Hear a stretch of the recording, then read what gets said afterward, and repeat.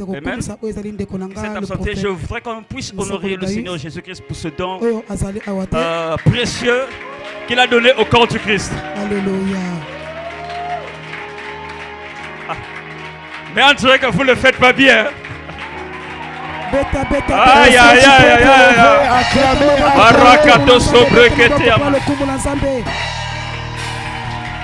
Est-ce que tu peux célébrer? Tu n'acclames pas pour quelqu'un d'autre, tu acclames pour ton Père. Je crois. Je crois fermement. Tu acclames pour ton Père.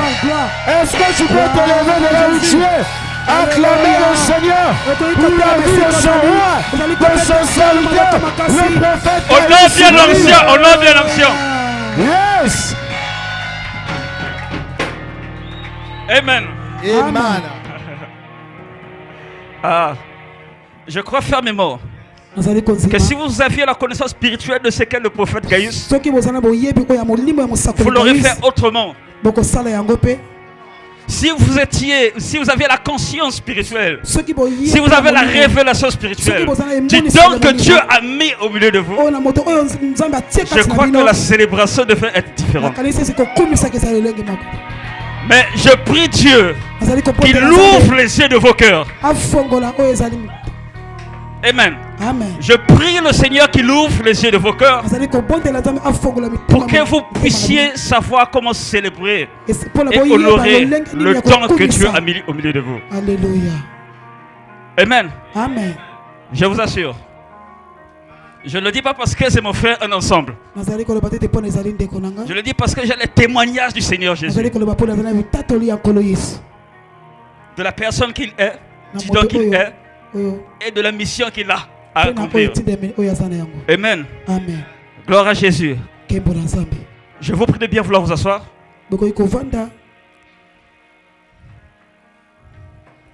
Par la grâce de Dieu, j'ai écouté et réécouté à plusieurs reprises la prédication du dimanche passé. Mais je vous assure que vous êtes réellement bénis. Parce qu'il est très difficile de rencontrer des prophètes enseigner la parole de Dieu.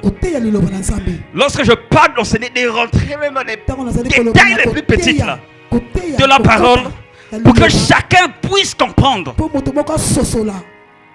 ce à quoi ou bien ce qu'il veut dire réellement. Amen. J'ai écouté. J'ai dit, prophète, je l'ai appelé. J'ai dit, prophète, mais tu me dis de prêcher, s'il te plaît, envoie-moi le thème. Parce que je me rends compte que tu es réellement dans ton couloir. Ce que tu es en train d'enseigner au peuple de Dieu, c'est réellement le message de ton appel. Je souhaiterais que tu puisses me donner un thème. Le prophèet arrive. Il me dit ceci. Bon, je me suis arrêté à telle place. Est-ce que tu peux continuer? J'ai dit non. J'ai dit non. Je vais écouter et réécouter ce que l'Esprit de Dieu mettra dans mon esprit. Et c'est ce que j'annoncerai. Amen. Amen. Parce que c'était des choses très importantes, très capitales qu'il est en train de dire. Très fortes, importantes pour l'église que nous sommes. Pour pouvoir assimiler, pour pouvoir comprendre ces choses. Parce qu'il est très difficile aujourd'hui, à l'église, surtout à l'église du Congo, de comprendre réellement le rôle du prophète. De comprendre réellement pourquoi le prophète dans l'église. Pourquoi le don du prophète dans les nations. C'est difficile. Et je crois fermement, si l'église marchait avec cette mentalité, avec cette mentalité et avec cette conscience qu'il était important d'avoir le don prophétique au milieu d'eux, je crois que les choses auront shifté il y a longtemps. Les choses auront changé il y a longtemps dans les nations et dans l'église également. Amen. Amen. Et vous savez, je voudrais revenir par notre Seigneur Jésus-Christ. Le Seigneur Jésus-Christ était également prophète. Je me demande pourquoi. Très souvent, les prophètes sont vilipendés. Mais je crois fermement, vilipender le ministère prophétique, c'est vilipender le Seigneur Jésus-Christ. Parce que le Seigneur Jésus-Christ était également prophète. En lui incarnait tous les 5 ministères. Amen. Amen. En Christ Jésus incarnait tous les 5 ministères. Donc critiquer le ministère, critiquer le ministère prophétique ou bien la vilipender, c'est faire du mal au Seigneur Jésus-Christ. Il est écrit que le témoignage de Christ Jésus, c'est l'esprit de la prophétie. Ça veut dire qu'on ne peut pas rendre témoignage à Jésus-Christ sans le prophétique. Comment disons-nous que nous confessons Christ? Nous voulons témoigner Jésus et voulons mettre de côté le don prophétique. Ça n'a pas de sens. Ça n'a pas de sens. Amen. Amen. Ça n'a pas de sens. Donc le Seigneur Jésus-Christ, en venant sur terre, lorsqu'il commence avec le ministère, il a commencé à annoncer un message très important. Qu'aujourd'hui dans l'église, on annonce rarement. Je crois que le prophète en a parlé. Le message que Christ a annoncé était le message du royaume. Amen. Amen. Christ a annoncé le message du royaume. Christ a marché pendant ces 33 ans dans la mentalité du royaume. Dans la mentalité du royaume. Amen. Annonçant le message du royaume, tout ce qu'il faisait dans la mentalité du royaume, à tel point que même se trouvant devant Pilate, Pilate dit que moi j'ai l'autorité de te crucifier ou bien de te relâcher. Jésus dit que tu n'as aucune autorité sur moi si cela ne t'avait pas été donné. Pourquoi? Parce qu'il avait cette mentalité du royaume. Amen. Le Seigneur annonce le royaume.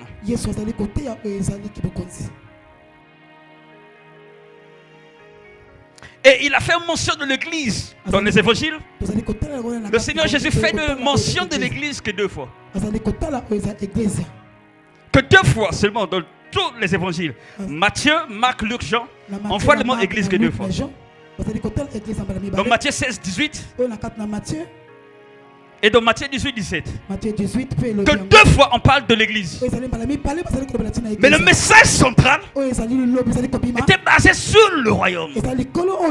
La Bible dit même que dans Actes, afin que le Seigneur ne soit enlevé, pendant 40 jours, il leur enseignait les choses concernant le royaume. Est-ce un royaume physique? Un royaume invisible. Un royaume qui n'est pas de ce monde. Que le Seigneur a annoncé même après la résurrection, 40 jours. Il a annoncé le royaume. Il a prêché le royaume aux disciples. Leur enseignant les principes du royaume. Leur enseignant les rois du royaume. Leur enseignant comment marcher dans le royaume. Amen. C'est ce que le Seigneur a fait durant toute sa vie terrestre, annonçant le royaume. Et je crois fermement que si le Seigneur Jésus-Christ a insisté à annoncer le royaume, c'est parce que sur terre également, on fait face à un autre royaume. Amen. Sur terre, on fait face à un autre royaume. Ces 2 royaumes en conflit. Ce n'est pas des royaumes terrestres. Ce n'est pas le royaume uni. Je ne sais pas, c'est pas le royaume Teke ou bien le royaume Lwango. C'est deux royaumes invisibles qui sont en confrontation. Deux royaumes invisibles. Raison pour laquelle le Christ en venant a annoncé, il fallait que pour les personnes, les disciples qu'il formait, il fallait qu'ils aient la mentalité du royaume. Il fallait qu'ils comprennent les choses du royaume. Parce que le Seigneur Jésus avait conscience que sur terre il y a un autre royaume qui domine. Un autre royaume qui domine, le royaume du diable. Et c'est très visible de nos jours. Ces effets sont très visibles. Aujourd'hui dans notre nation, on parle des choses comme des doubles cimes. Et je crois que chacun l'écoute. Chacun le connaît. Ça dit que des hommes qui vont avec des hommes. Et on voit en Occident des lois prises sur l'avortement. On voit des lois prises sur le mariage de même sexe, qui est une abomination selon le Seigneur. Mais on voit la manifestation de notre royaume en place. Raison pour laquelle il était important pour le Seigneur d'annoncer le royaume, de parler des valeurs du royaume aux disciples, à toutes les personnes qui le suivaient. Annoncer les valeurs du royaume, parler de l'amour, ses valeurs, parler du pardon, annoncer ces choses. Pourquoi est-ce que fallait le Seigneur Jésus-Christ le dise? C'est parce que nous sommes sur une terre de bataille. Nous sommes sur une terre de bataille. C'est deux royaumes en confrontation qui, je dirais même, a été déjà prophétisé dans Genèse 3.15. Amen. Dans Genèse 3.15, la Bible dit ceci: je mettrai inimitié, ce n'est pas le serpent. Je mettrai inimitié entre toi et la femme, entre ta postérité et sa postérité. Celle-ci, c'est que sa postérité écrasera la tête et tu le mordras le talon. Le Seigneur a annoncé déjà cette guerre de royaume entre les deux royaumes. Il était déjà en train de l'annoncer. Lorsqu'on parle d'inimitié, on parle de conflit, d'hostilité. Ça veut dire que le Seigneur Jésus-Christ voulait dire: je mettrai guerre ou bien entre toi et la postérité de la femme. C'est deux royaumes en conflit. Amen. Deux royaumes en conflit.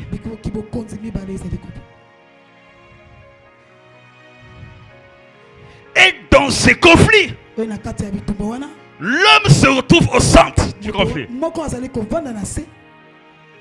L'homme est au centre du conflit. Je pourrais même dire que l'homme est même l'enjeu du conflit.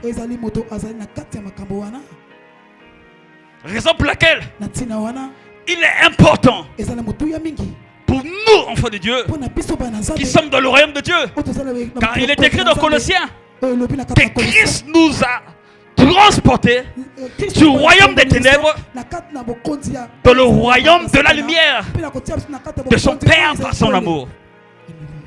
Amen. Ça c'est Colossiens qui le dit.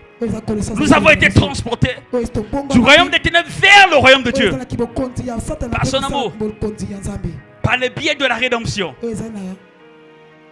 Par le biais de la rédemption. La rédemption, le rachat. Amen. Amen. Par le biais de la rédemption, bien encore le rachat, bien encore le sacrifice de Christ à la croix. Amen. Amen.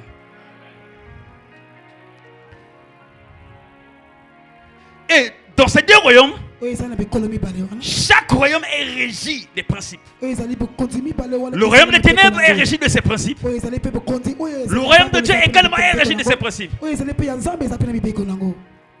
Le royaume de Dieu est régi des lois. Le royaume des ténèbres également est régi de ses lois. Le royaume des ténèbres veut conquérir les humains. Le royaume de Dieu également veut conquérir les humains. Le royaume des ténèbres veut changer la mentalité de la créature de Dieu, de l'homme. Mais le royaume de Dieu également veut transformer, changer la mentalité du peuple de Dieu également. Amen. Et dans le royaume de Dieu également, Dieu a donné ce que j'appelle par les dons du gouvernement du royaume. Alléluia. Les dons du gouvernement du royaume. J'appelle par les dons du gouvernement du royaume les 5 ministères. J'ai pas des dons du gouvernement du royaume, les 5 ministères. Qu'il est écrit dans Éphésiens 4 à partir du verset 11. Est-ce qu'on peut le lire? Éphésiens 4 à partir du verset 11.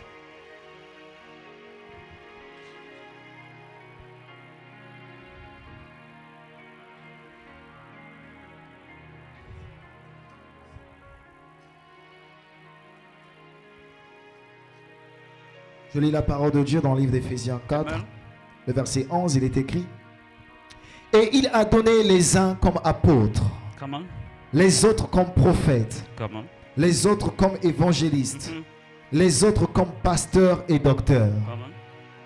Verset 12, pour le perfectionnement des saints, Amen. en vue de l'œuvre du ministère et de l'édification du corps de Christ, jusqu'à ce que nous soyons tous parvenus à l'unité de la foi Amen. et de la connaissance du Fils de Dieu, à l'état d'homme fait, Wow. à la mesure de la stature parfaite de Christ. Verset 14. Ainsi nous ne serons plus des enfants flottants et emportés à tout vent de doctrine, par la tromperie des hommes, par la ruse des moyens de séduction. Amen. Est-ce qu'on peut acclamer la parole de Dieu? Amen. Donc voici les dons du gouvernement du royaume que Dieu a mis parmi les rachetés pour l'édification, pour la transformation, pour que les rachetés de Dieu soient construits, soient bâtis. Amen. Amen. Raison pour laquelle, vous savez, je crois fermement que l'apôtre bâtit des églises. Mais je dirais ceci: la première église qu'un apôtre a bâtie, c'est l'homme. Est-ce que nous sommes? La première entité ou bien église que l'apôtre bâtit, c'est l'homme.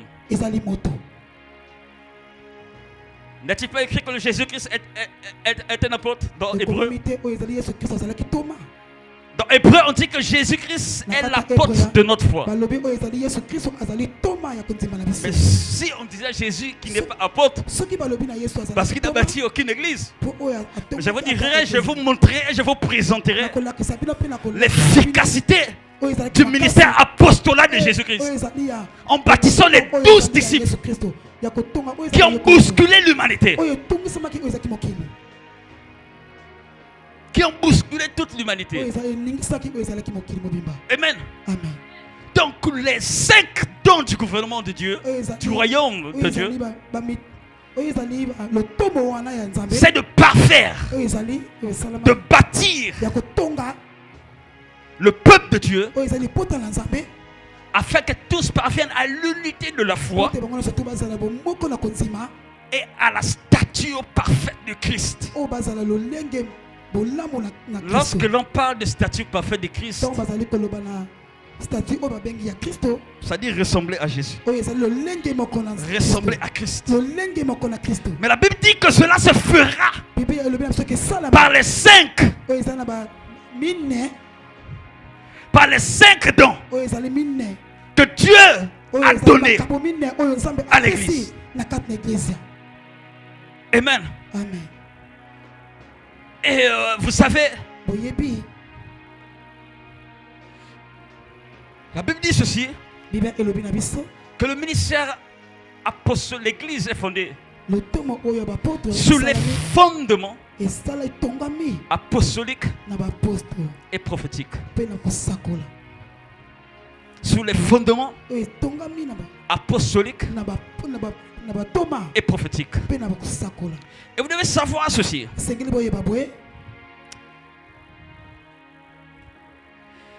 surtout dans la francophonie, je dirais pas seulement même dans la francophonie, beaucoup de chrétiens ignorent réellement. Ignorent réellement. C'est quoi réellement le don prophétique et apostolique.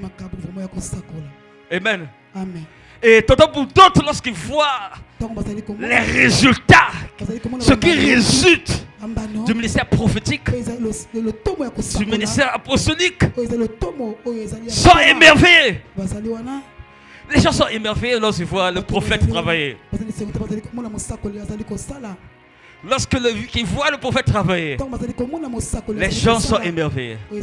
Mais les gens ignorent les exigences qui impliquent ces deux onctions. Écoutez. Si vous savez les exigences que Dieu demande aux prophètes et aux apôtres, vous allez fuir loin de ce ministère. Ça dit que tu n'auras pas besoin même quand tu appelles prophète ou bien apôtre. Ce sont des ministères lourds de charge. Lorsque Dieu décide, très souvent de la réforme de l'église, Dieu utilise très souvent les deux onctions, l'onction apostolique et l'onction prophétique. Nous avons vu dans des réveils passés en Angleterre, Dieu utilisait un puissant réveil prophétique qui avait amené un puissant mouvement de réveil, je crois, en Angleterre comme ça. Et on voit également le Seigneur, au temps voulu et fixé, il a suscité un ministère apostolique en 1906 à Azusa Street pour susciter un puissant réveil avec le William Seymour. Amen. Lorsque Dieu a besoin de réformer, lorsque Dieu veut changer les choses, Dieu a besoin, Dieu suscite des onctions prophétiques, Dieu suscite des onctions apostoliques. Amen. Et je voudrais que vous mettez clairement ce matin dans votre esprit ceci. Dans votre esprit, vous devez mettre clairement, j'ai 2 points à souligner. La première des choses, comme disait le Seigneur Jésus-Christ, vous êtes dans ce monde, mais vous n'êtes pas de ce monde. Amen. Vous devez être conscient que vous faites partie du royaume de Dieu. Amen. Vous devez être conscient que vous faites partie du royaume de Dieu. Lorsque vous n'êtes pas conscient de cela, vous serez partisan des hommes qui critiquent.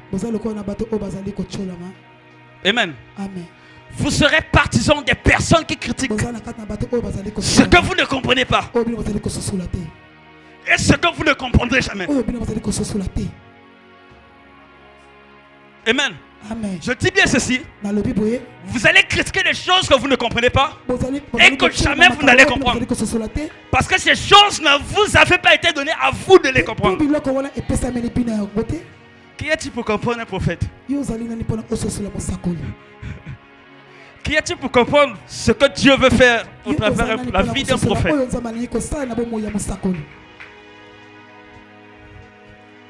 Tu ne peux pas. Lui-même, le prophète, il est comme un prisonnier là. Il est prisonnier de ces choses qui se fait au travers de sa vie. Lui-même, il dit, mais comment ces choses se font? Lui-même, il est émerveillé des choses qui se font. Amen. Dans la première chose, soyez conscient que vous faites partie du royaume. Deuxièmement, soyez conscient que le royaume, Dieu a donné 5 dons du gouvernement. Amen. Qu'il a donné 5 dons du gouvernement et il n'y a aucun don qu'il faut mettre à côté. Je dis bien, il n'y a aucun don qu'il faut mettre à côté. Si vous mettez à côté un don, vous mettez Christ à côté. Dans tout ce que vous ferez, Christ est dehors. Parce que vous ne marchez pas avec la vision de Dieu. Vous marchez avec la vision de ce que vous faites, de vos intérêts, pas de l'intérêt de Dieu. Vous marchez avec la vision de vos intérêts, pas de l'intérêt de Dieu. Philippe, pendant le ministère prophétique, ce n'est pas marcher dans la vision de Dieu de ce que Dieu veut. Amen. Amen. Et le ministère évangélique, je vais juste paraphraser, je ne vais pas entrer dans les détails. Le ministère évangélique aide l'Église à depeupler, mais encore à gagner les hommes, les âmes pour le royaume de Dieu. Amen. Le ministère doctoral permet d'asseoir le peuple de Dieu dans les Écritures. Leur enseigner. Amen. Leur enseigner afin qu'ils comprennent certaines choses du royaume. Amen. Et je disais en passant que le ministère apostolique, personnellement,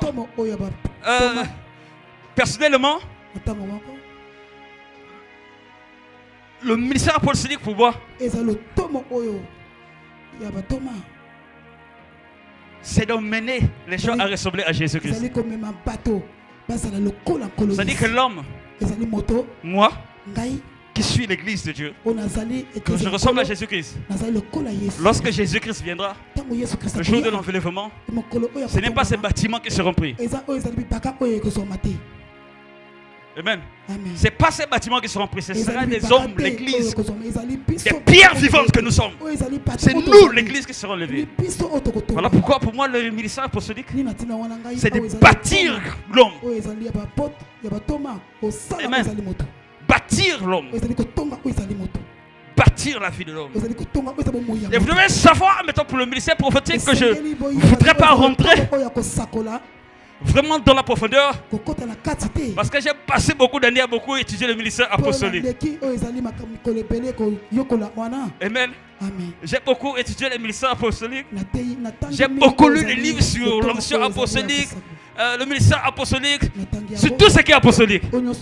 Mais croyez-moi, j'ai été émerveillé lorsque j'ai écouté le prophète en train de, dans Ézéchiel 37, en train de démontrer le ministère apostolique. Amen. Malgré toutes mes connaissances sur l'apostolat, je n'avais jamais entendu de pareil. Et c'est ce qui fait la beauté du corps du Christ. Celui de se compléter. Amen. Lorsque j'ai écouté ça, j'ai dit Seigneur, dans tous les livres sur l'apostolat que j'ai lu là, toutes les prédications apostoliques que j'ai lues, je n'ai jamais entendu quelque chose de comme ça. J'ai rendu gloire à Dieu. Amen.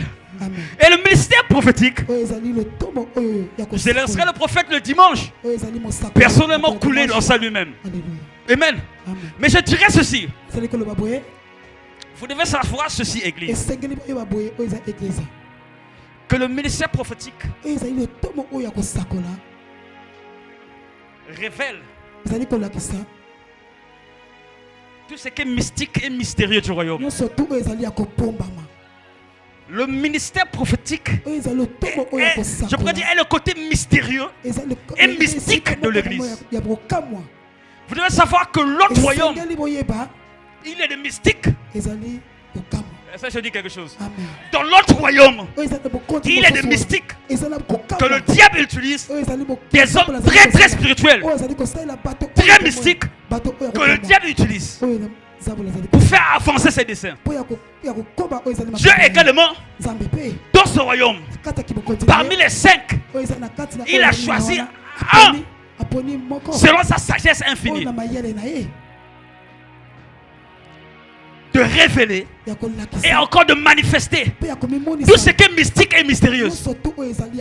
Lorsque je parle de ce qui est mystique et mystérieux, je parle des choses qui dépassent la conception humaine. Vous devez le savoir, Église. Parce que si vous ne savez pas, si vous n'avez pas dans votre tête que le ministère prophétique, c'est le côté mystique et mystérieux de l'Église. Je vous dis, même le prophète là, un jour, vous allez l'écouter des sorciers et des magiciens. Je vous dis la vérité, vous faites tous les jours ici. Mon frère, il est au début du ministère. Hein? Je peux dire qu'il n'est même pas dans... dans un quart de ce que Dieu va faire avec lui. Raison pour laquelle je dis, si dans votre tête, vous ne savez pas que le ministère prophétique, c'est le côté mystérieux et mystique de l'église, pour dévoiler tout ce qui est surnaturel. Demain là, vous allez parler du prophète des sorciers. Après qu'il ait prié pour vous, vous allez partir. Alléluia. Pourquoi? Parce que vous n'avez pas la connaissance de la manière dont Dieu a régi le royaume, son royaume. Si dans l'autre royaume, il y a des choses puissantes spirituelles, Dieu a également dans d'autres royaumes, il a mis le don du prophète pour pouvoir manifester ce qui est surnaturel et ce qui est mystérieux.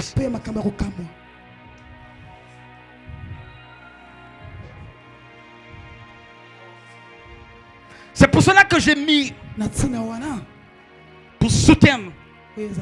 Je l'ai pris parce que je voulais que le prophète continue de ce qu'il voulait faire. Le prophète, le don de controverse au milieu des nations. Alléluia. Gloire à Jésus. Le prophète est le don de controverse au milieu des nations. Parce que lorsque Dieu se décide de faire un truc avec un prophète, par ton intelligence là, tu ne vas pas comprendre les choses. Même si tu as le professorat, je ne sais en quoi. Ce n'est pas de ton monde, c'est de l'autre royaume. Ça revient de Sion. Ça revient du royaume de Dieu. Et Dieu a voulu le manifester par lui. Les prophètes, un don de controverse. Pourquoi les prophètes étaient don de controverse? D'abord pour l'église elle-même. Et pour les nations. Pour l'église elle-même. Parce que l'église ne connaît pas que le ministère prophétique, c'est le côté mystérieux et mystique du royaume.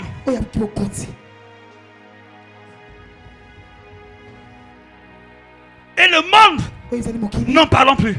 Parce qu'ils n'ont même pas l'évangile en eux.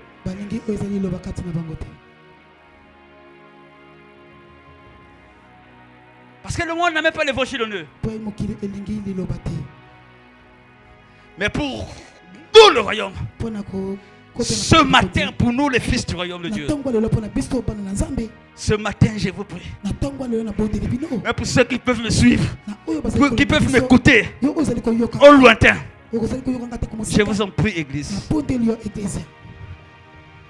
Pas pour l'amour de nos ministères, mais pour l'amour de l'avancement du royaume de Dieu sur terre. Nous avons besoin du ministère prophétique. Les choses deviennent de plus en plus mal. Le monde tend vers sa fin. Le mal est en train d'augmenter. L'ennemi également est en train de relâcher des puissances occultes pour emmener les nations dans la pauvreté, pour emmener les nations dans la souffrance, pour emmener les nations dans toute forme de difficulté. Nous avons besoin des anciens prophétiques. Nous en avons besoin. Nous n'avons pas besoin que l'ancien prophétique soit de controverse au milieu de nous dans l'église. Si nous comprenons que l'ancien prophétique, c'est le côté mystérieux, c'est caché, mais que Dieu permet au prophète de dévoiler. On ne parlera pas de mal des prophètes. Bien aimé, les faux prophètes, la Bible en parle. La Bible parle des faux docteurs. La Bible parle des faux Christ. La Bible parle des faux frères et des faux apôtres. Ah oui, il y a des faux frères. La Bible en parle, c'est dans les Écritures. Mais pourquoi s'attarder sur des faux prophètes?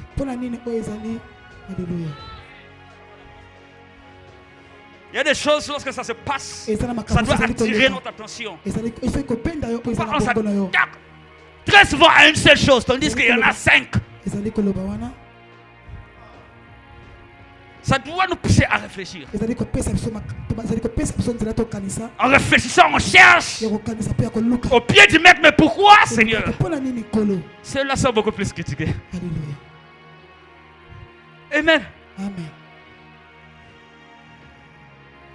Donc le ministère prophétique en ce temps de la fin est très vital et très important. Mes frères, c'est au-delà de prophétiser. J'ai écouté le prophète dire c'est le plus bas niveau, donner des détails. C'est au-delà de ces choses, le ministère prophétique. Les prophètes sont des gardiens des portes. Lorsque je parle de gardien de portes spirituelles, Dieu peut mettre un prophète dans une nation comme le gardien. C'est-à-dire, il veille spirituellement sur la nation. Rien ne se passera dans cette nation sans que ce prophète ne soit au courant. Mais pourquoi est-ce que Dieu le fait? Parce que le côté mystique et mystérieux, il le connaît. Amen. Le côté mystique et mystérieux lui est révélé par le Père. Dieu lui a révélé cela. Raison pour laquelle les prophètes tellement qui font partie de cette armée de Dieu, qui portent en eux le côté mystérieux des choses du royaume de Dieu, rentrent directement en confrontation avec le monde des ténèbres. Raison pour laquelle le diable ne les laisse jamais tranquilles. Malheureusement, le diable trouve des pharisiens dans l'église. Le diable trouve des sadducéens dans l'église. Lorsque le prophète dit que je suis en train de voir des anges, des anges, chrétiens sadducéens qui ne croyaient pas aux anges.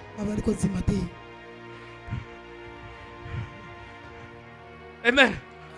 Lorsque le prophète a manifesté le surnaturel, les pharisiens de l'église viendront vous dire: tu as fait ça par quoi? Par quelle force et par quelle puissance? Dis-nous, c'est quelle force et quelle puissance qui te fait de montrer ces choses? Ça commence par l'église. Les pharisiens et les sadducéens sont les fils d'Abraham. Alléluia.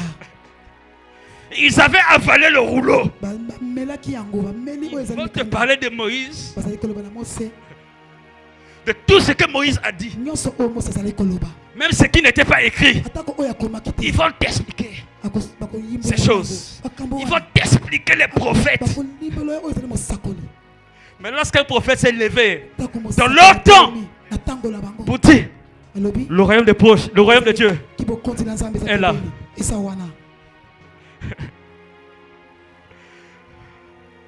Pour dire le royaume de Dieu est là. Le royaume de Dieu est à votre portée. Ils ont commencé à dire: c'est pour cela que Jésus leur a dit: vous ne connaissez ni Dieu ni la puissance de Dieu.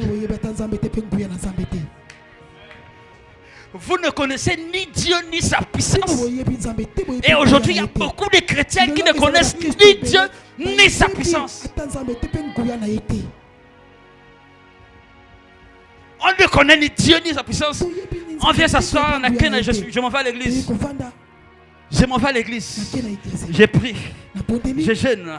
Malgré prier, malgré jeûner, on ne connaît ni Dieu ni sa puissance.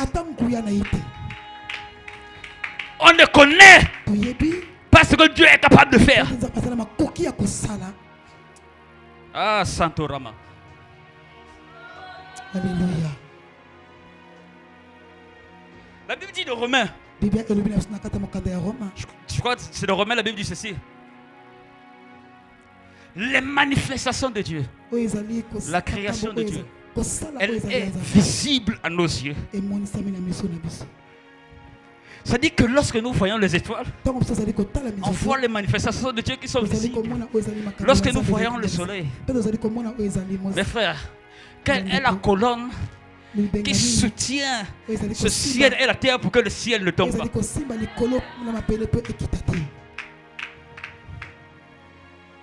Au moins dans la voiture, on voit le plafond. Il y a des choses qui retiennent le plafond. Mais le ciel, la manière que Dieu l'a disposé, qu'est-ce qui le retient pour qu'elle ne tombe pas? Nous ne connaissons pas ni Dieu ni sa puissance. Nous ne connaissons pas ce à quoi Dieu est capable de faire. Bien-aimé, bien-aimé, les prophètes sont controversés, sont haïs, sont détestés. On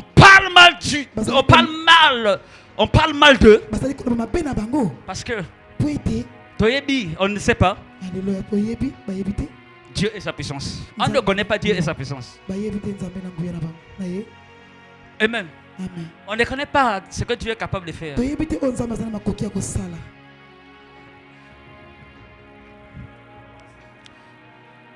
Il y a un homme de Dieu présentement au Gabon, c'est un prophète qui est en garde à vue, un jeune prophète que Dieu a assisté dans cette nation, qui est en garde à vue. Motif de ce garde à vue, il a prié pour une femme qui était stérile, qui devait aller en Europe pour je sais pas, une opération in vitro pour concevoir. Le jeune prophète a dit ceci. Il a d'abord révélé à la personne que tu es stérile, tu veux aller en Europe pour ceci. Mais maintenant là, le côté mystérieux du prophétique, le côté mystérieux de Dieu a commencé à agir. Il a dit maintenant là, le Seigneur te donne un enfant de 3 mois. Alléluia. Il dit que le Seigneur te donne un enfant de 3 mois maintenant. Il dit tenez-le, vous allez voir le ventre commencer à pousser. Devant la caméra, le ventre a commencé à pousser. Fœtus de 3 mois. Alléluia. C'est le côté mystérieux de l'église qui brise l'intelligence des humains, qui brise la conception des humains. Et Dieu l'a donné au ministère prophétique. Malheureusement, l'église combat ce que Dieu fait. Malheureusement, l'église combat.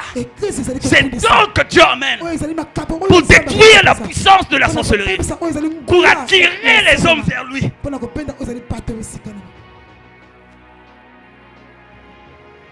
Un enfant de 3 mois. J'en ai parlé à une des mamans chrétiennes. Elle est même diaconèse. Ah, mais regarde ce qui s'est passé. La maman avait dit ah, il ne peut pas vérifier, ouais. Alléluia. Ah, il ne peut pas vérifier, ouais. Je me suis mis à rire. Lorsque j'ai ri, il fallait que je rentre dans les Écritures. J'ai dit, maman, montre-moi là où Adam. Quelle est la femme qui avait enceinté? Quelle est la femme qui a mis au monde Adam? Pour que ce petit fœtus de 3 mois ne rentre pas. Qui a enfanté Adam? Qui a emmené Adam à l'existence? Et comment il a fait pour qu'un fœtus de 3 mois ne rentre pas dans le ventre de la femme?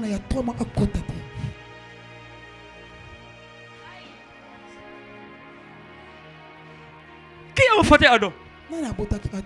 Qui était la maman de Adam? On ne connaît pas Dieu et sa puissance. Dieu désire révéler qui il est et sa puissance à travers le ministère prophétique.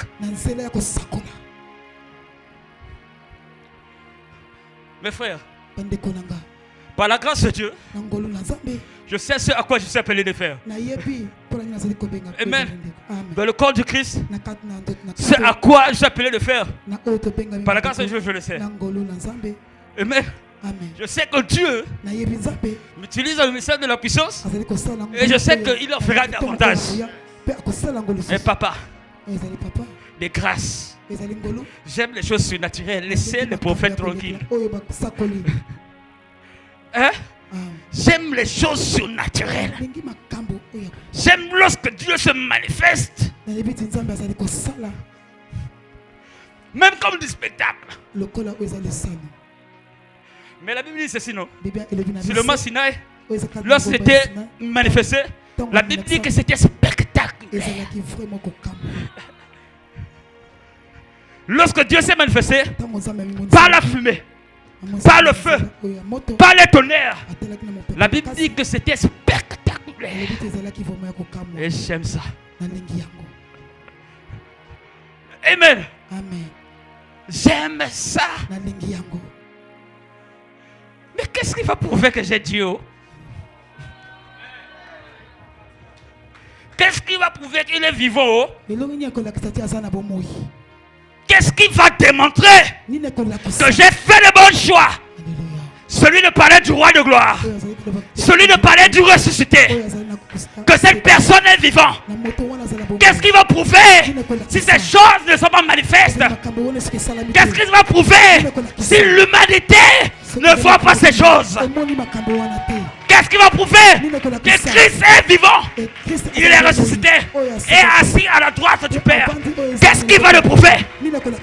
Si ces choses nous ne voyons pas de l'Église. Si les morts ne reviennent pas à la vie, qu'est-ce qui va prouver? C'est la parole du Seigneur Jésus-Christ. Que les morts reviennent à la vie. Que les lépreux soient purifiés. Que les malades soient guéris. Si ces choses ne sont pas manifestes dans l'assemblée que nous sommes, qu'est-ce qui montre que nous sommes de Dieu?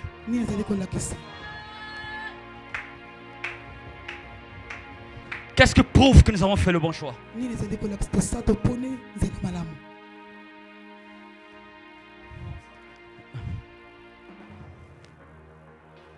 Qu'est-ce qui prouve? Alléluia. Moto wa mona kate bosa mereye. Alléluia. O asala de colonna mabele de kamato wana. Alléluia. Toutes ces choses. Après ça, on dit qu'il a fait les étoiles. Hein? Donc le mouvement du soleil, de son coucher à son soleil, c'est lui qui fait ça.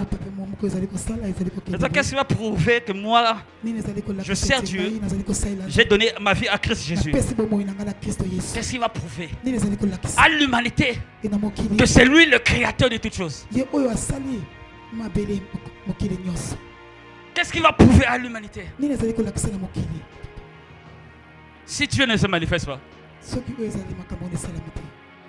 Ah.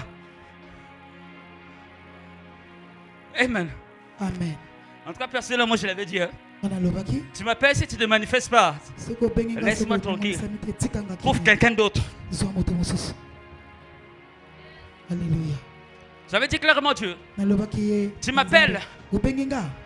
Si ces choses-là ne sont pas visibles, laisse-moi tranquille. Donne-moi l'argent. Je vais soutenir mes frères. Si tu m'appelles, ces choses-là, nous devons le voir. Tu dois prouver que tu m'as envoyé. Dieu, en appelant Moïse, Moïse a refusé. C'est écrit dans les Écritures. Moïse a refusé. Il a dit, les gens là que j'ai laissés là-bas, ils n'entendent pas. Qu'est-ce qui prouve que c'est toi qui m'as envoyé? C'est toi le Dieu de leur père. Qu'est-ce qui prouve? Il fallait que Dieu, quand Moïse en tant que prophète, il fallait que Dieu commence à montrer. Allez montrer ses côtés mystérieux et mystiques. Je lui dis, prends ta main. Mets sur les aisselles. Il enlève. Ça devient de la lèvre. Remets. Il enlève. Ah. Moïse dit, on dirait que c'est ça. Mais quand même, il dit que André, c'est insignifiant. Mais qu'est-ce que tu as dans les mains? Un bâton. Jette à terre. Écoutez, lorsque le côté mystérieux et mystique de Dieu se réalise, tu peux croire que c'est de la magie. Tu peux penser à de la magie. Parce que les magiciens essaient quand même de faire. Ils essaient quand même.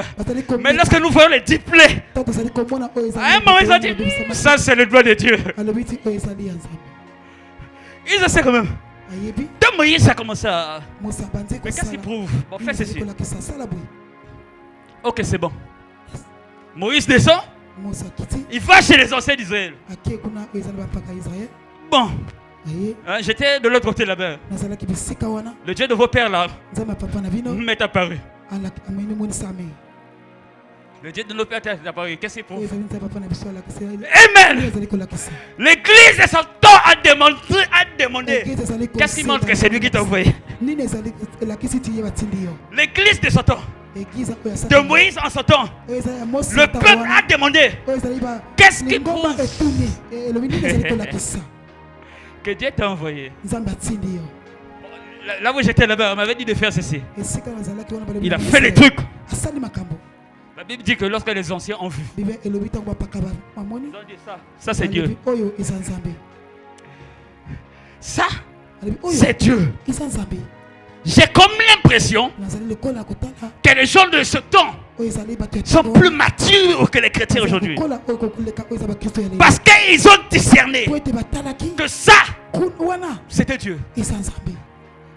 Mes frères, le peuple d'Israël en Égypte était sous l'oppression de la sorcellerie. Hein? Une haute sorcellerie que peut-être dans notre monde aujourd'hui on n'en a pas. Et ils voyaient ça tous les jours.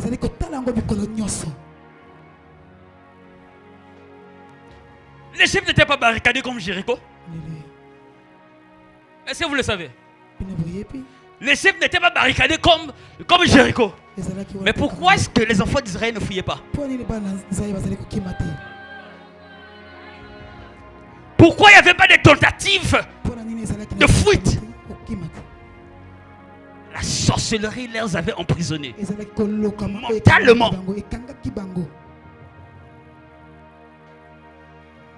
Mentalement, Pharaon les avait emprisonnés. Donc même à Cameroun, non que je sorte, que je fouille, il n'y en avait même pas. Moïse est sorti facilement après avoir fouillé. Mais pourquoi les autres ne le faisaient pas? Ce peuple était confronté aux pratiques magiques. Tous les jours, il voyait ces choses. Il voyait la magie à l'œuvre.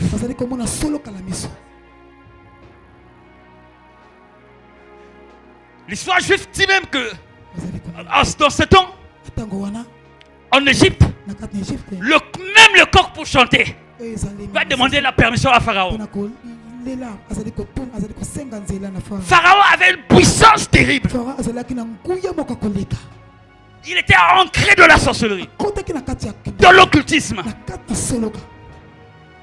Ça veut dire que les anciens voyaient la pratique. Mais lorsqu'ils ont vu juste les deux qu'a présenté Moïse, malgré d'innombrables choses qu'ils voyaient en Égypte, la maturité spirituelle a dit, ça, c'est de Dieu.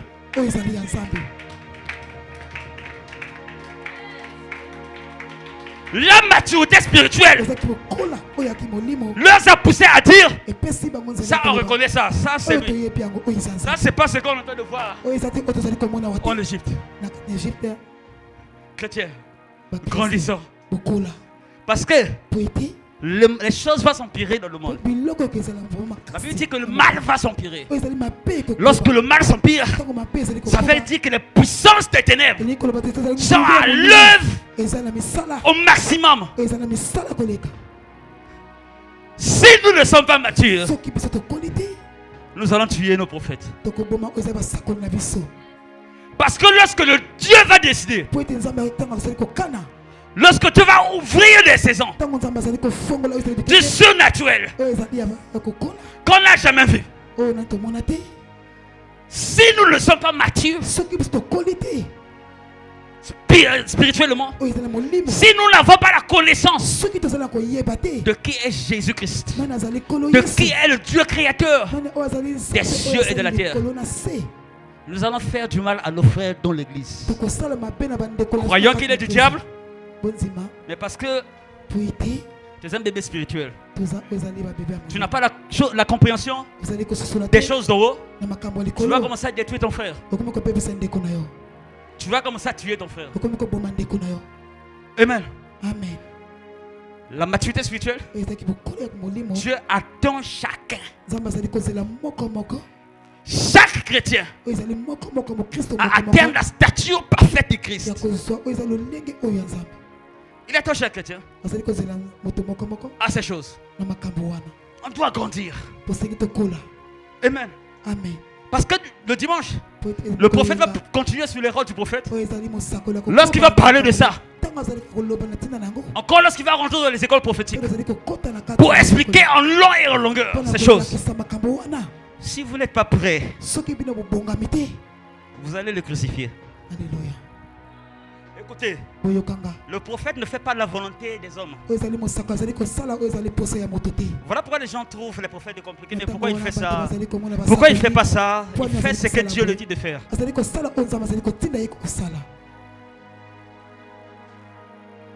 Hein?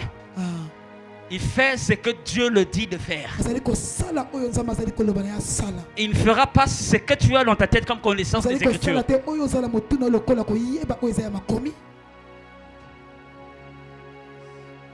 Il ne fera pas ce que tu as dans ta tête comme connaissance de ce que tu connais de Dieu. Les autres connaissent Dieu comme étant ce grand philosophe qui écrit la Bible. Il est chrétien, mais pour lui, Dieu est ce grand philosophe qui écrit la Bible. Maintenant, la Bible dit ceci. Vous voyez, la Bible est simple, hein, c'est simple. C'est écrit, c'est simple. Papa Nzamba, simple. Alléluia. Dieu est simple. Hein? Frère, Dieu est mystérieux.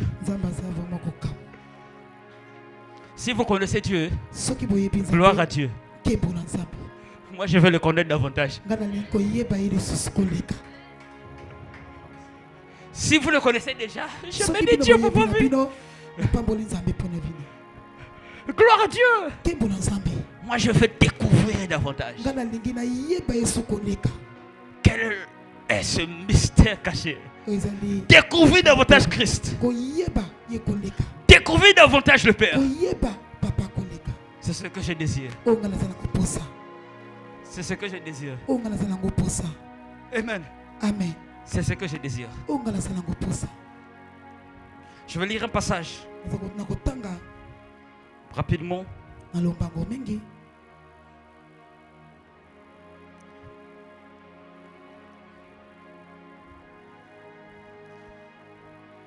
Je vais lire, tu lis dans Jérémie 18.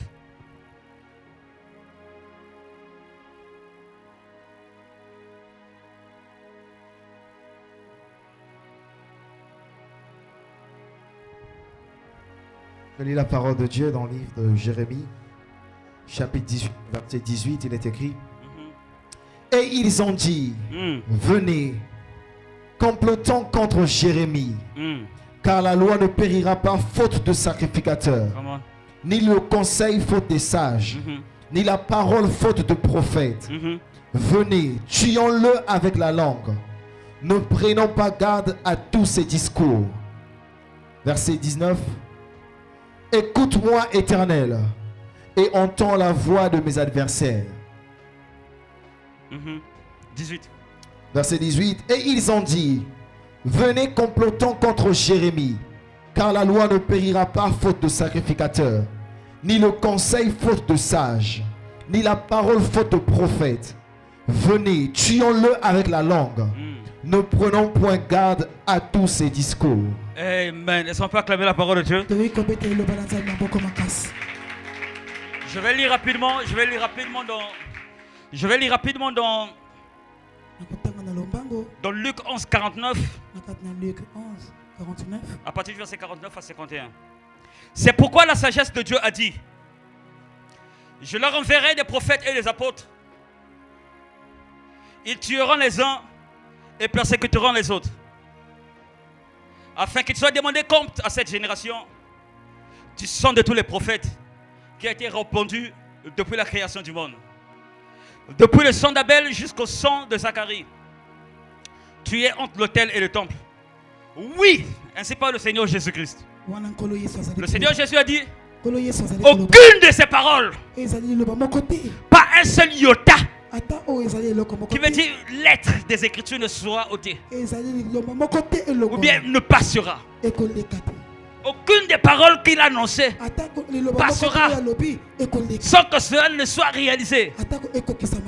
Ce Seigneur dit ceci: je vous l'ai dit, il en sera demandé compte à cette génération du sang de tous les prophètes qui ont été versés depuis la création. Frère, si réellement nous lisons les Écritures et les mettons en pratique, que ce soit le peuple de Dieu,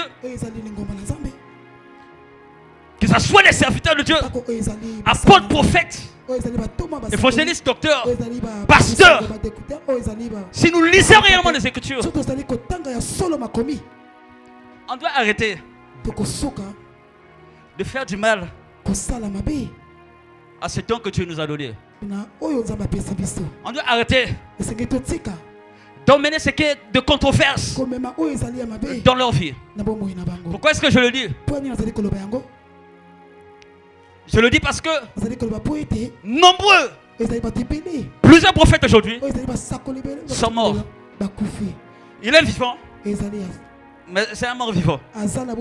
Pourquoi? Parce qu'on a trop parlé du mal de lui. On l'a tué par la langue. De la même manière qu'on a tué Jérémie dans son temps, c'est aujourd'hui. Cette même génération continue le même processus. Et disant qu'ils servent Dieu. Et disant que nous avons le Seigneur Jésus-Christ pour Seigneur et Sauveur. En tuant par notre langue, en parlant des choses que nous ne connaissons pas, que nous ne comprendrons jamais. Parce que tu n'es pas prophète pour comprendre ces choses. Amen. Amen. Écoutez, Dieu a donné la capacité à ce don prophétique de connaître la carte du ciel. Amen. Savez-vous que l'onction prophétique peut basculer la destinée prophétique d'une nation? Hein? Savez-vous que l'onction prophétique peut basculer en un rien de temps la destinée prophétique d'une nation?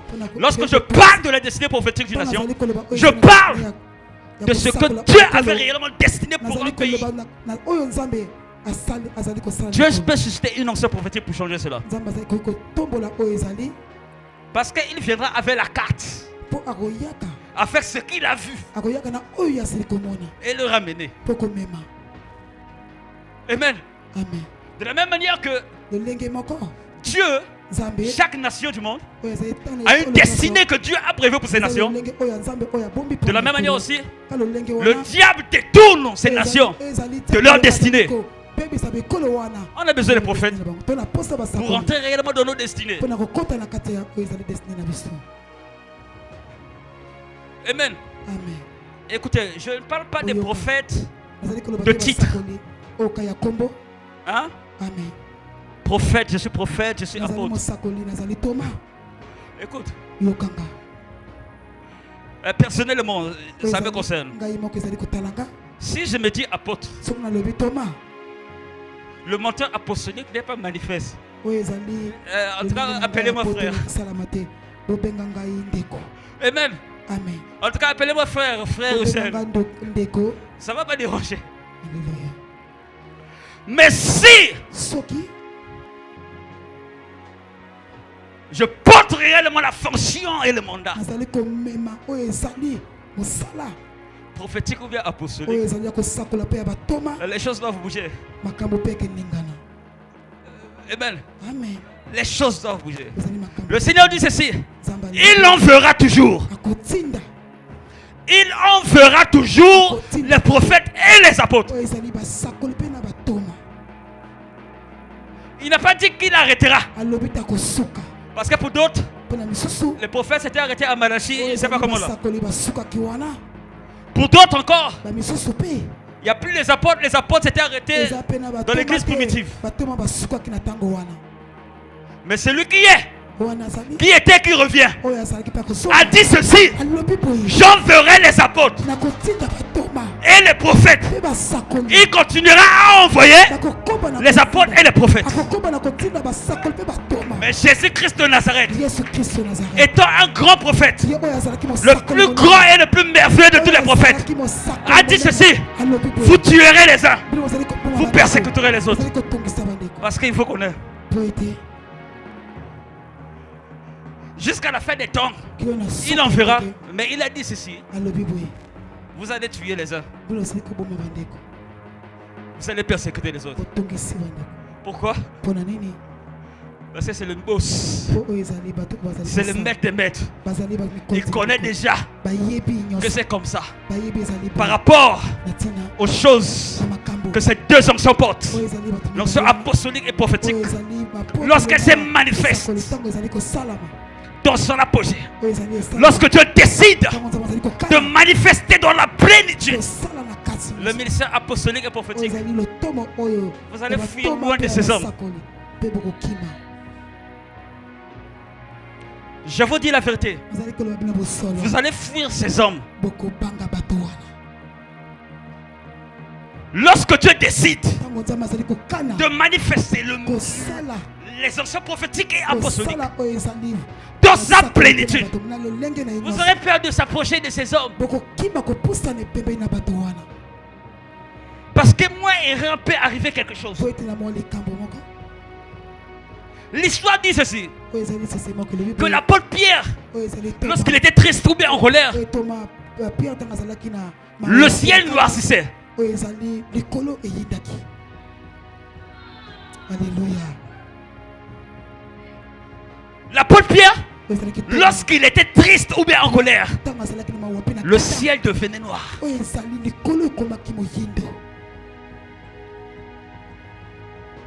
Lorsque Dieu décide d'élever ses anciens dans leur plénitude, vous aurez peur. J'ai appris l'histoire de l'apôtre Ayedi Nabala. De l'apôtre Ayedi Nabala. Il y a une femme qui est venue le rencontrer. Pendant que la femme tentait de parler, l'apôtre Ayedi Nabala dit ceci: donc révélé par le Saint-Esprit que la femme l'a monté. Il est devenu triste. Il a dit: dès qu'il dit ça à la minute, la femme, la langue commence à sortir. Il n'a pas insulté. Il n'a pas dit je te maudis. Il n'a pas sorti des paroles de malédiction. Ce qui porte à emmener le jugement.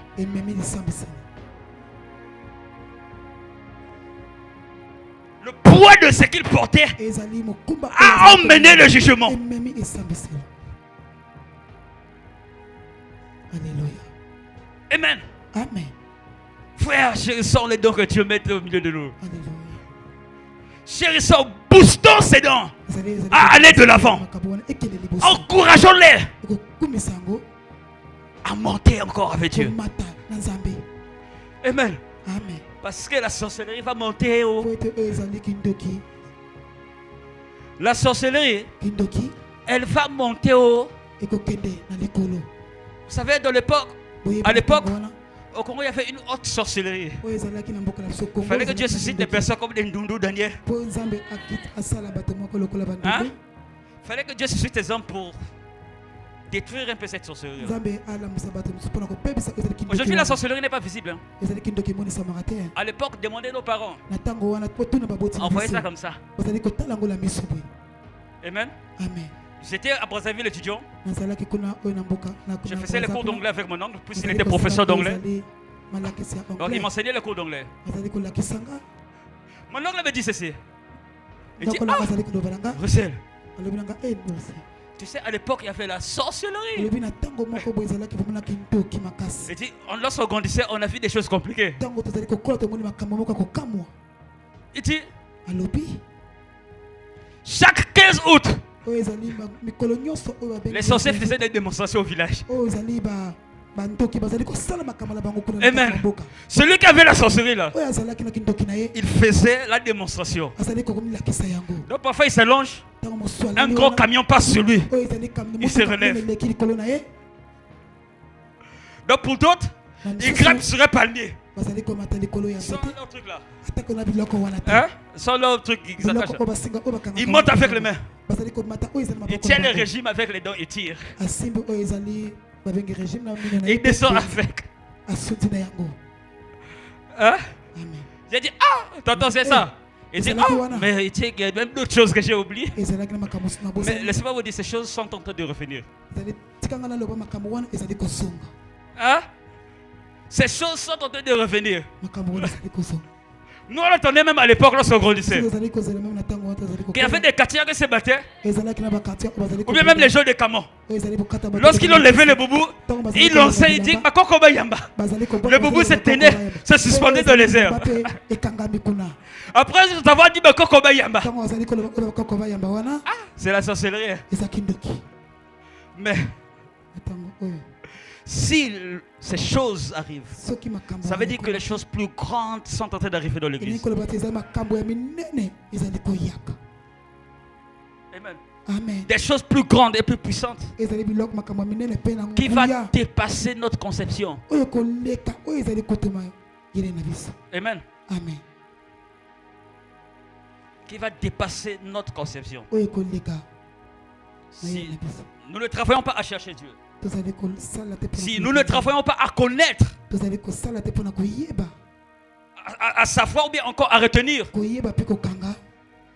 le ministère prophétique est le côté du surnaturel. Lorsque ces choses vont arriver, nous allons tuer nos prophètes. Nous allons tuer les prophètes. Amen.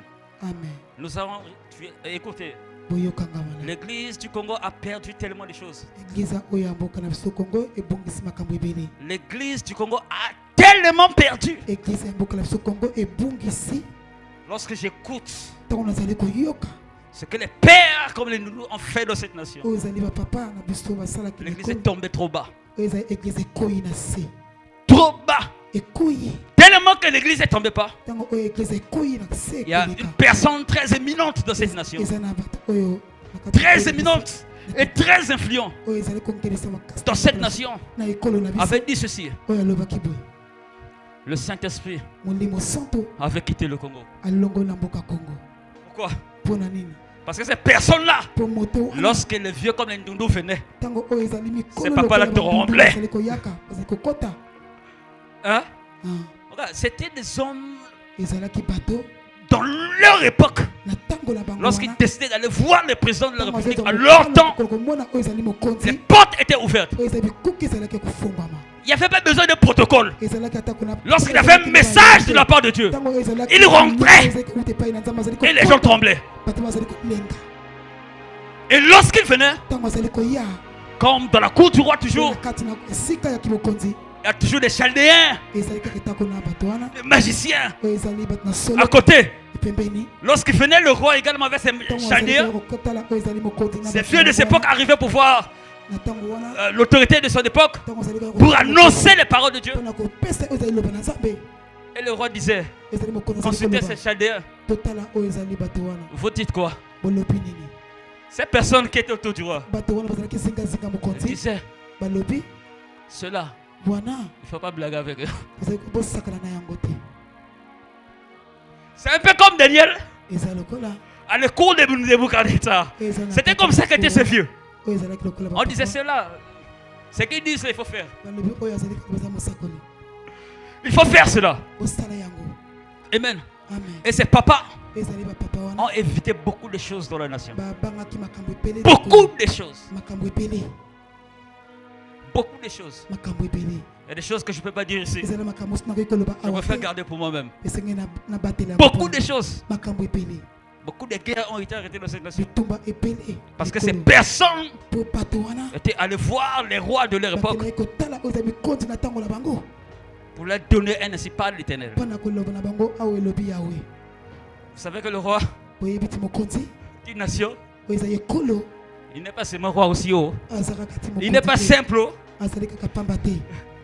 Alléluia. Le roi d'une nation n'est pas simple. Mais Mais lorsqu'ils écoutaient ces personnes parler, ils tremblaient et exécutaient. Parce qu'ils savaient. Amen. Église, ne tuons pas. Ne tuons pas. Ne menons pas la controverse de cet don que Dieu envoie dans l'église. Ne les critiquons pas. Ne les critiquons pas.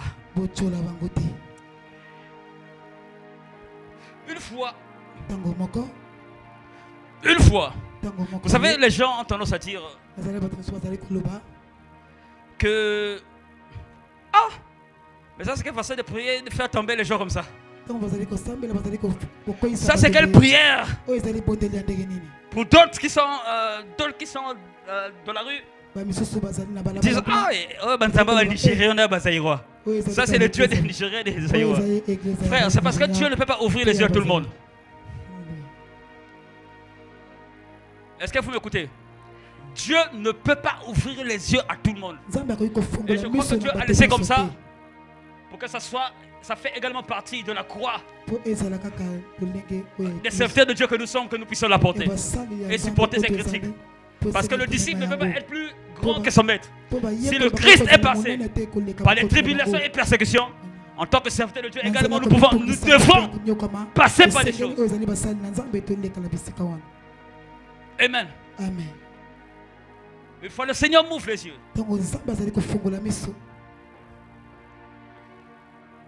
Une fois le Seigneur m'ouvre les yeux. Pendant un service d'impactation, pendant que j'ai touché, les gens tombaient. Vous savez ce que j'ai vu qui faisait tomber les autres? J'ai vu des éclairs quitter le ciel. J'ai vu les éclairs quitter le ciel. Dès que l'éclair rentrait dans la parcelle, comme ça la personne tombait.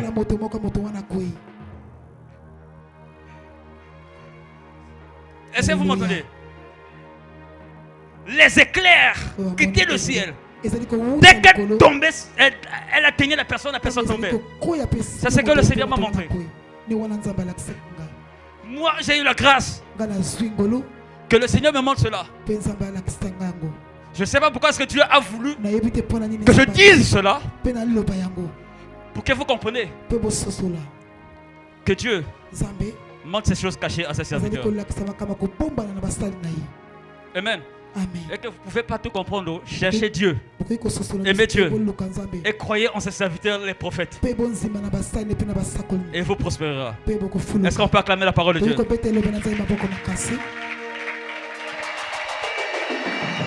Est-ce que tu peux réellement acclamer royalement le Seigneur Jésus?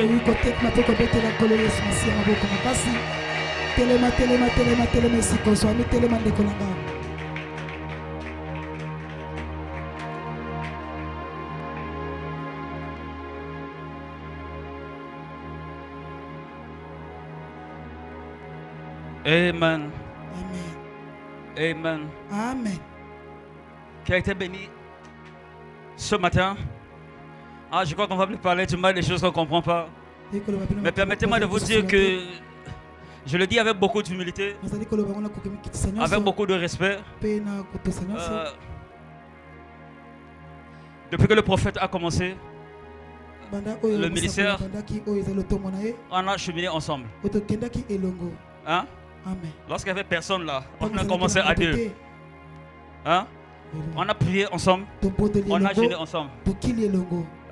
Je vous le dis d'avance que vous n'avez rien vu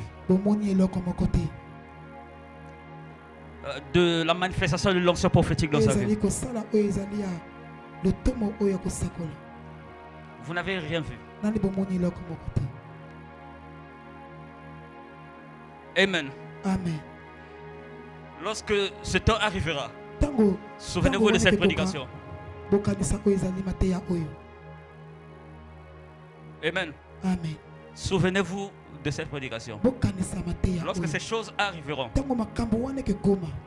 ce n'est pas ce que vous voyez en ce Dieu. Les impactations, toutes ces choses. Il y a des choses plus grandes qui vont défier l'intelligence humaine. Plus grandes. Vous savez, une fois le Seigneur m'a montré quelque chose concernant le prophète. Dans cette vision, je le dis avec beaucoup d'humilité. Dans cette vision, je me disais que c'était la magie. J'étais en vision. Lorsque je vois cela, dans la vision, je dis oh! Il y a une magie fait. Pensée qui est montée dans ma tête, dans mon esprit. Mais le Seigneur m'a montré juste les choses à venir. C'est pas la magie. Ça sera les côtés mystérieux et mystiques du royaume de Dieu qui seront manifestes. Que le Seigneur vous bénisse abondamment. Amen. Si dans ton passé, tu as eu à tuer le prophète par ta langue, tu as mitraillé le prophétique. Tu as mitraillé, ça c'est quoi? Ça c'est du désordre. Pardon. Répentez-vous. Demandez pardon à Jésus. Il n'y a rien de grand qu'un prophète actuel sur terre fait de plus grand que ce qu'a fait Jésus-Christ. Que cela soit dans la prophétie et autres. Que cela soit dans la prophétie et autres. Le Christ a fait des choses très grandes.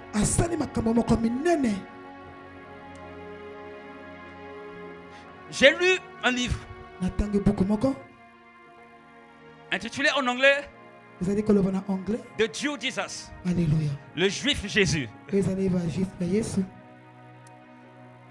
Regardez, lorsque j'ai lu ce livre, c'est un docteur américain. Après avoir enseigné, il a dit non, je dois connaître qui est Jésus. Il fallait qu'il descende en Israël faire des recherches. Il a dit que ce qu'on lit dans les 4 évangiles n'est pas le Jésus qu'on m'a présenté en Israël. C'était un puissant réformateur. Les gens le craignaient. Lorsqu'il parlait, les gens se taisaient. Un puissant réformateur. Il a bouleversé les choses en son temps. C'est juste que c'était le temps de Dieu qu'ils ont fait pour le salut de l'humanité.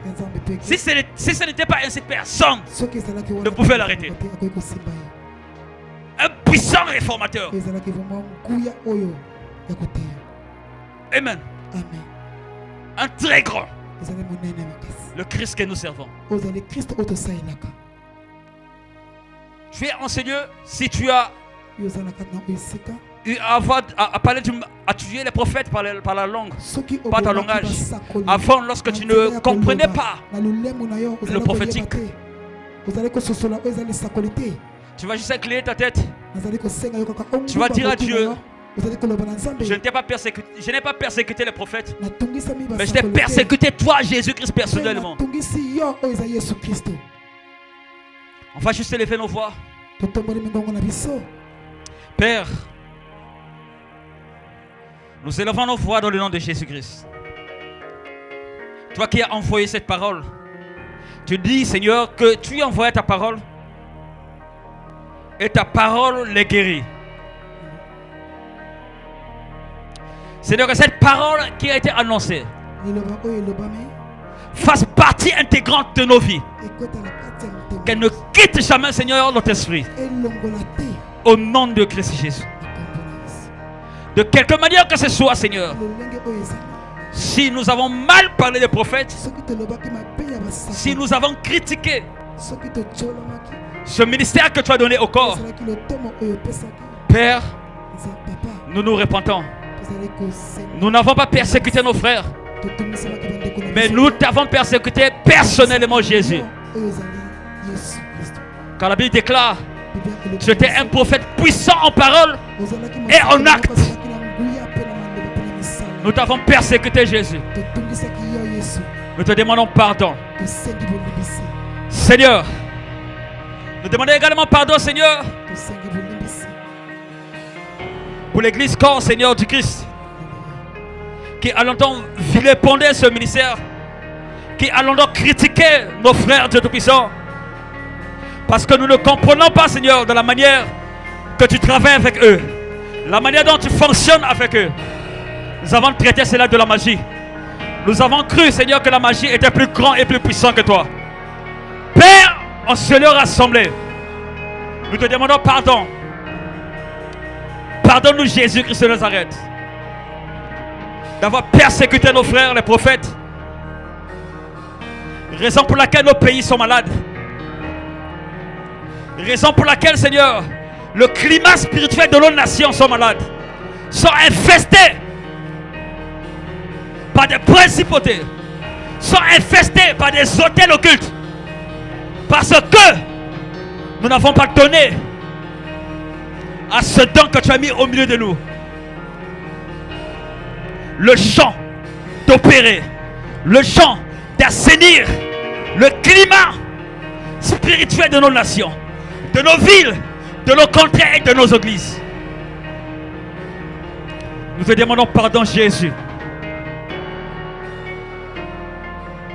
Père, pour tous les prophètes qui sont à terre aujourd'hui à cause des critiques, pour tous ces serviteurs prophètes que tu as suscités dans les nations, à terre à cause des critiques, des mésententes, parce qu'ils ne sont pas compris. Seigneur Jésus-Christ de Nazareth, relève-les. Tiens-les par tes bras. Relève-les. Mais en eux l'assurance et la puissance d'annoncer ces choses avec puissance et gloire. Avec puissance et gloire. Dans le nom puissant et glorieux nom de Christ Jésus. À toi tout honneur, à toi toute la gloire, au siècle des siècles et dans tous les âges. Est-ce que nous pouvons acclamer le Seigneur Jésus-Christ?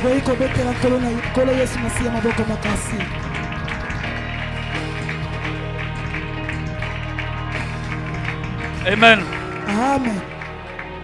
Que le Dieu des esprits des prophètes vous bénisse abondamment.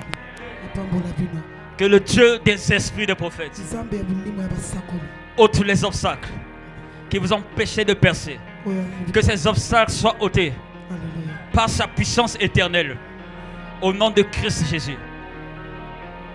Quelques soucis que vous avez, je décrète, je déclare sur l'autel de Dieu.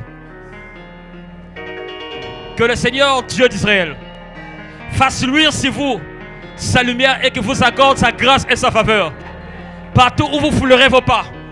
Que la grâce et la faveur de Christ Jésus vous accompagnent. Que cette parole qui dit qui fera de vous la tête et non la queue soit attachée et soit manifeste maintenant. Pas demain mais maintenant dans vos vies. Au nom de Christ Jésus. Au nom de Christ Jésus. Au nom puissant de Christ Jésus. Soyez bénis au nom de Jésus-Christ de Nazareth. Amen. Que Dieu vous bénisse abondamment.